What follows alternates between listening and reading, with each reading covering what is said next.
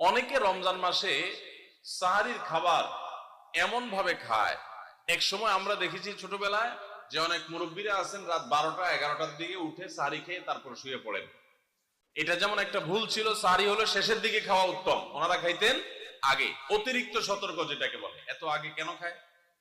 যে শেষের দিকে খাইলে রোজা হয় না, না হয়, এই জন্য 12টার সময় 4-5 ঘন্টা আগে খেয়ে ধুয়ে দিলাম। এটা হলো বেশি সতর্ক হওয়া। বেশি সতর্ক হওয়া বুঝেন?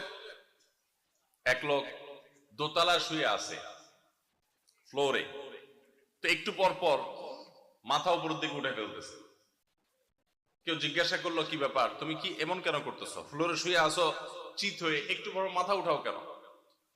তো লোকটা বললো, নিচের ফ্লোরে একজনে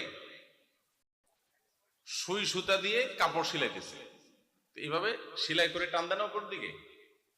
তো বলে যে সতর্ক থাকতে তো দোষ নাই, যদি ফ্লোর ভেদ করে আমার মাথা লাগে, এই জন্য মাথা উঠে ফেলতেছে। তো এটা অতিরিক্ত সতর্কতা হলো না? সতর্কতা ভালো, কিন্তু অতি সতর্কতা ভালো না। সাহারি অনেকে রাত 12টা 1টার সময় খান, এটা হলো অতিরিক্ত সতর্কতা।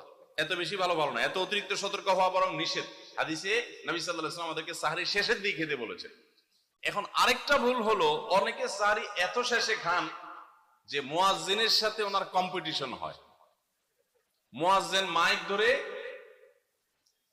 মাইকের সামনে দাঁড়ায় মুয়াজ্জিন ঘড়ির দিকে তাকাইতে থাকে, টিক টিক টিক টিক আগাইতেছে কাটা।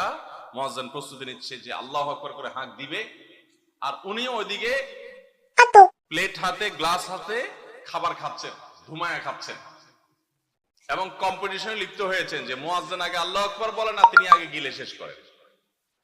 এরকম কম্পিটিশন হয় কি হয় না? বেশিরভাগ লোক, বিশেষ করে আমাদের যে কোনো কাজে আমরা একেবারে শেষ মুহূর্ত পর্যন্ত না ঠেকালে ভালো লাগে না।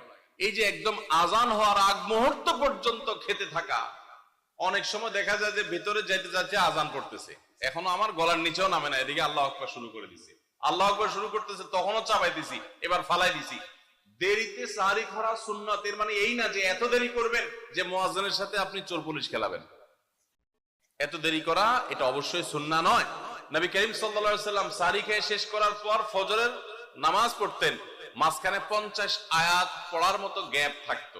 50 আয়াত, 50 আয়াতের গ্যাপ মানে হলো 5 থেকে 7 মিনিট এভারেজ, এরকম গ্যাপ তিনি দিতেন, তারপর তিনি নামাজ পড়তেন। তো এই জন্য ভাইরা আমার, আমরা বলতে পারি যে 7 নম্বরের ভুল হলো, আমরা অনেকেই রমজান মাসে সাহারির খানা খেতে খেতে একেবারে আজান পর্যন্ত ঠেকাই দিই। এত দেরি করা আবার ঠিক না।